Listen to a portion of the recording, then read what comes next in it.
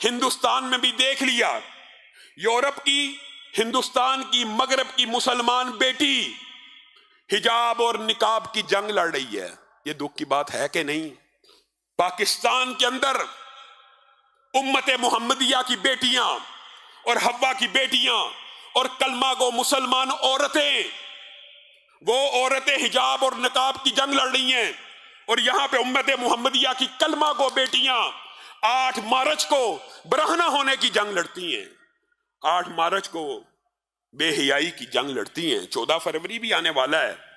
مسلمان کلمہ گو امت محمدیہ کی بیٹیاں برہنہ ہونے کی جنگ پاکستان میں لڑ رہی ہیں، اور وہ امت کی حقیقی بیٹیاں چاہے ہندوستان میں ہو، چاہے یورپ میں ہو، چاہے فرانس میں ہو، چاہے مغرب میں ہو، اپنے حجاب اور نقاب کے دفاع کے لیے میدانوں میں نکل آئی ہیں۔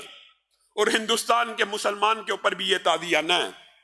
دارالکفر کے اندر دارالاسلام کے مسئلے گڑنے والوں کے لیے بھی، اور اگر میں یہ کہوں کہ مدخلیت فکر کو بھی سوچنے کی ضرورت ہے، جس نے ہندوستان کے مسلمانوں کے اندر اس سوچ کو پرموٹ کیا کہ مودی بھی ولی امر شرعی ہے اور دارالکفر کا حاکم بھی ولی امر ہوتا ہے شرعی طور کے اوپر۔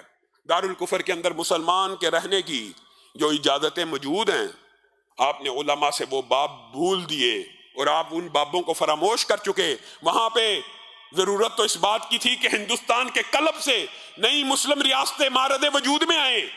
وہاں کے مسلمان علماء نے یہ فلسفہ اختیار کر لیا کہ یہ بھی ولی امر شرعی ہے، اس کی بھی اطاعت ہونی چاہیے، تو پھر انقلاب کیسے بپا ہوگا؟ پھر ان بیٹیوں کو ہی سڑکوں پہ نکلنا پڑا، اور اس بیٹی مسکان نے صحابیات کی یاد کو تازہ کر دیا، اور مردوں کے لیے اگر کہا جائے چوڑیوں کا تحفہ بھی پیش کر دیا تو بے جان ہی ہوگا۔ جب مسلمان مرد جہاد سے منہ موڑ لیں اور آزادی کی جنگ کو چھوڑ لیں اور دارالکفر کے احکامات کو فراموش کر دیں، تو پھر مسلمان بیٹیوں کو یہی کردار ادا کرنا پڑتا ہے۔ ظالموں اور درندوں کے سامنے اس نے اللہ اکبر کا نعرہ بپا کر کے آج وہاں کے مسلمانوں کو ایک تعزیانہ لگایا ہے، شاید کہ ان کی غیرت جاگ جائے۔ اور میں یہ کہنا چاہتا ہوں، مدخلیت فکر کو دفن کر دیجئے۔ یہ کیا فلسفہ ہے کہ جو بھی حاکم آئے، جو بھی حکمران ہے، کافر بھی ہو، اس کی بھی اطاعت ہوگی؟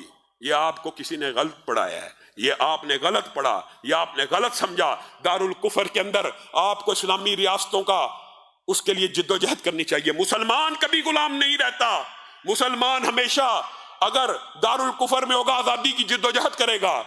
مسلمان کا کوئی مذہب اسلام میں کوئی غلامی کا کنسپٹ ہے کہ مسلمان بھی دارالکفر کے اندر انہی کا ریاست اور سیکولر ریاست کے اندر انہی کا شہری بن کر رہے گا؟ مسلمان کا کام یہ ہے وہاں پہ آزادی کی جد و جہد کرے۔